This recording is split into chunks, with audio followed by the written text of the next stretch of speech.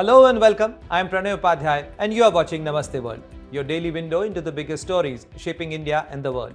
We begin in South Asia, where Pakistan faces growing backlash from key Gulf allies as Saudi Arabia and UAE taking action on organized begging networks, leaving Islamabad red-faced. From there, security concerns deepen in Asia Pacific as investigators probe why Bondi Beach attackers traveled to Mindanao in Philippines, a region once linked to Islamic extremism. Back in India, a Chinese-tagged seagull found near a sensitive naval base raises fresh espionage fears. A strategic shift is also underway as India enters the global semiconductor race with its first shipment, but can it catch the US, China and Taiwan? That remains a question. And the biggest news of the day, Bangladesh boils after Yunus confirms death of student leader Sharif Osman Hadi as journalist, Indian mission and Hindu minorities are attacked. All that and more. Global flashpoints, power plays and the stories that matter. Coming up in this edition of Namaste World. Bangladesh is grappling with fresh wave of protest, vandalism and targeted attacks. In Dhaka, journalists returned to their vandalized newsrooms this morning, many visibly shaken after shocking attacks on the country's leading media houses and spiraling unrest. The offices of English newspaper The Daily Star and Bangla newspaper Prothom in Dhaka were targeted by an angry mob last night, with floors ransacked, fire set and staff trapped inside. These assaults came as protests erupted over the death of student leader Sharif Osman Hadi, shot in the head last week while campaigning. Violence spread nationwide after interim Chief Adviser Muhammad Yunus confirmed Hadi's passing away, including vandalism at Sheikh Mujibur Rahman's historic residence and attacks on India's diplomatic property in Rajshahi, Khulna and Chattogram. Police dispersed crowd and tear gas, detaining only a handful, raising serious questions about the government's grip on law and order. Meanwhile, the Yunus administration has condemned the brutal killing of Hindu garment worker Dipu Chandra, beaten to death Thursday night over alleged blasphemy accusations in Mymensingh. The government insists there is no place for such violence in New Bangladesh, blaming isolated terrorist groups and vowing justice. Yet, with repeated waves of chaos and targeted attacks, critics argue this interim regime's promise ring increasingly hollow. A growing crackdown in the Gulf has left Pakistan red-faced, with Saudi Arabia and UAE deporting thousands over organized begging rackets. A visa curb tightens and remittance come under threat. Can Islamabad dismantle these networks and rebuild trust with its closest allies? Here is a report by Srijita Sain Majumdar. A significant diplomatic crisis is emerging between Pakistan and its Gulf allies, revealing an issue that threatens decades of bilateral relations. Saudi Arabia has deported 24,000 Pakistani nationals this year on charges of begging. The UAE has sent back 6,000 more and imposed strict visa restrictions.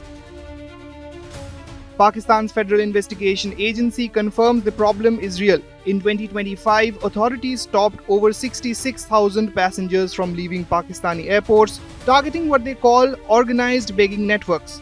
And it's not just the Gulf. Similar cases have been found involving travel to Africa, Europe, Cambodia and Thailand, where people misuse tourist visas. The situation reached a breaking point in 2024 when Saudi Arabia formally warned Pakistan to stop beggars from exploiting Umrah pilgrimage visas. The message was clear: prevent beggars from operating near Mecca and Medina, or all Pakistani pilgrims could face travel restrictions. Pakistani attorney Rafia Zakaria, writing in Dawn, describes this not as individual hardship, but as a well-organized business operation. These groups set up near holy sites and aggressively approach foreign pilgrims for money. The scale is massive. Government officials say about 90% of people caught begging in West Asian countries are Pakistani nationals. The real impact? Ordinary Pakistani citizens seeking legitimate travel for work, education, or religious reasons now face tougher restrictions. This matters because Pakistan depends heavily on remittances from Gulf workers and values its relationship with Saudi Arabia as a crucial Islamic partnership. The question now is whether Pakistan can shut down these criminal networks and restore trust with its Gulf partners. Until that happens, millions of ordinary Pakistanis will continue facing the consequences of organized groups that have damaged their country's international standing. With Srijita Shane Mojumdar, Euro Report, India Today Global. Investigators probing the Bondi terror attacks say the attackers reportedly traveled to Mindanao in southern Philippines weeks earlier, triggering serious concerns. Once a hotspot for Islamic extremism, the region's role has changed in recent years, but has the threat truly disappeared? And why does Mindanao still raise alarm today? Here is a report by Farhan Khan.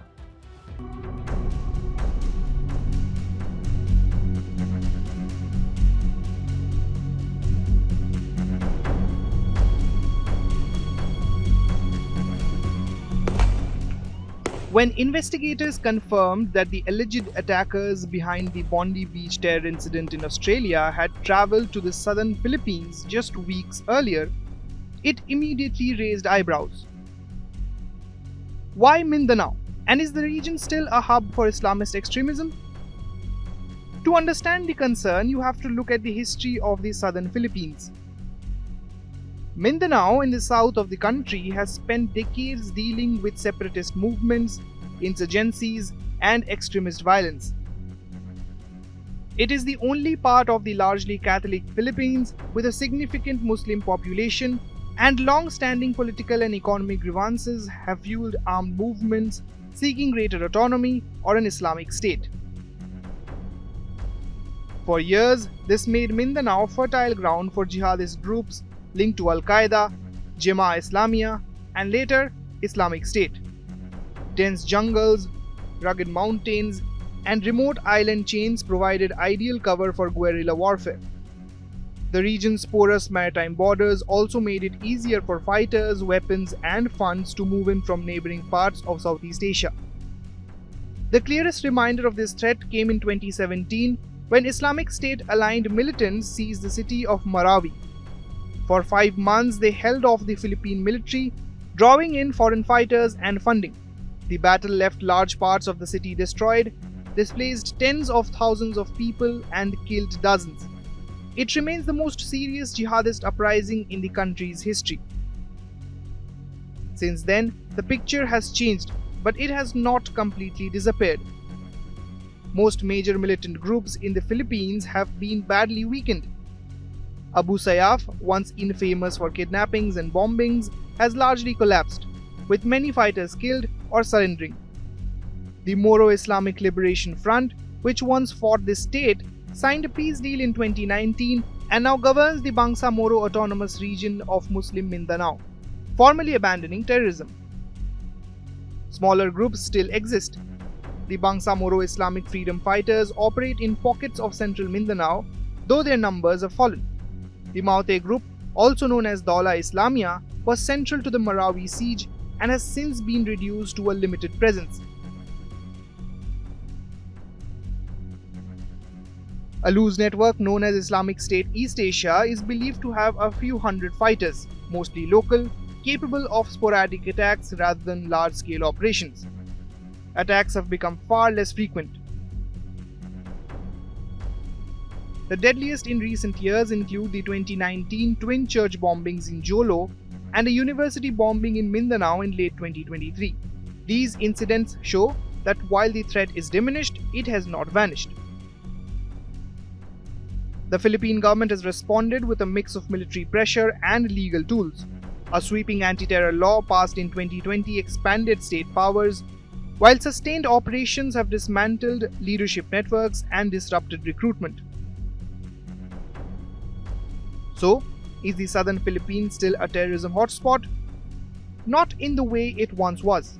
Extremist groups no longer control territory or operate at scale.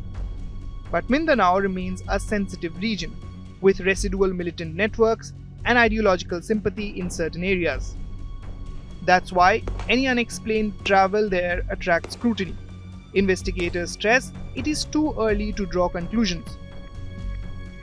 But the region's history explains why questions are being asked, and why Mindanao still sits on the global counter-terror radar. With Farhan Khan, Bureau Report, India Today Global. A strange discovery along India's Karnataka coast has set off security alarm bells. An injured seagull fitted with a Chinese-made GPS tracker was found dangerously close to one of India's most sensitive naval bases. Was this harmless wildlife research or something far more sinister? Here is a report by Rishika Radhya.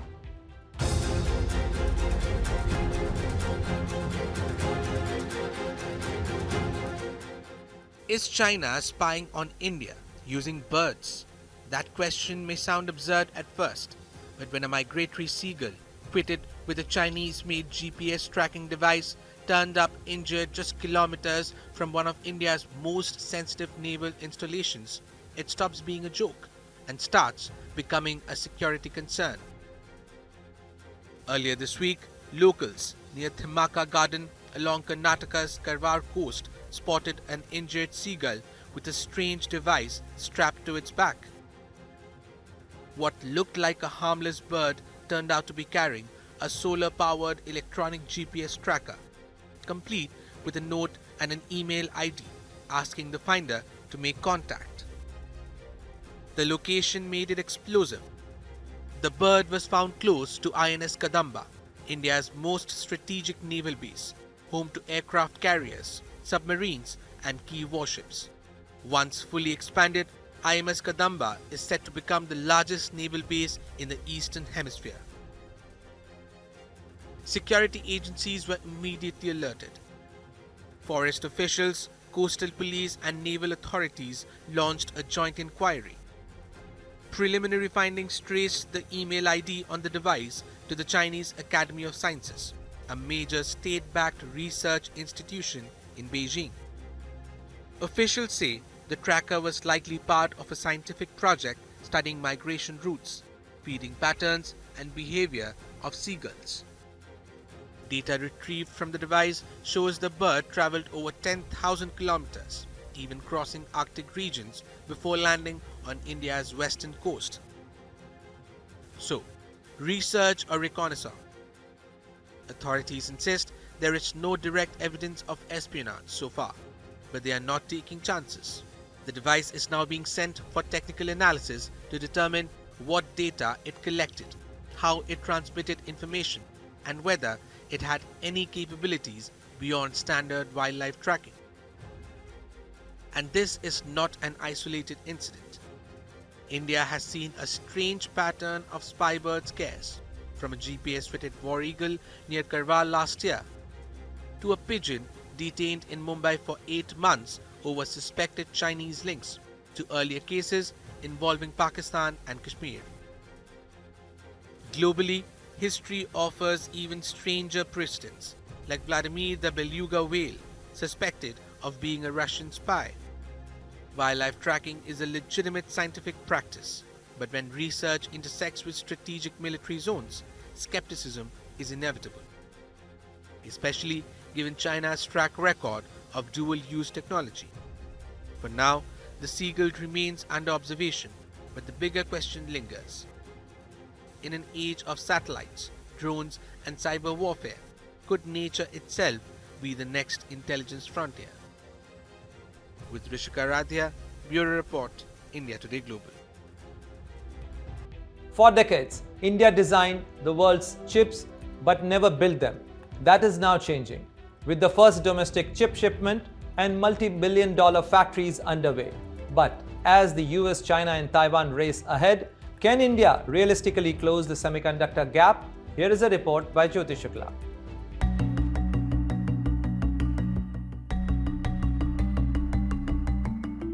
Can India really catch up with the United States, Taiwan, and China in the global semiconductor race?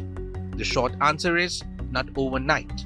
But for the first time in decades, India is no longer just talking about chips, it is building them. In October, Kanye Semicon, a small electronics manufacturer in Gujarat, shipped India's first batch of domestically assembled chip modules to a client in California.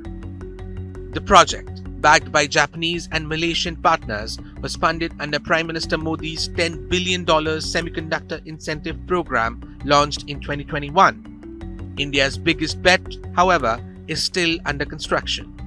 an $11 billion semiconductor foundry in Gujarat, led by Tata Group and Taiwan's Power Chip Semiconductor Manufacturing Corporation. This aims to produce mature chips between 28 and 110 nanometers.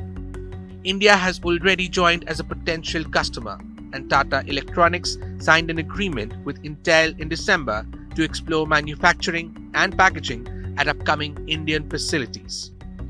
Stephen Izell, Vice President for Global Innovation Policy at the Information Technology and Innovation Foundation in Washington, says India is at a turning point.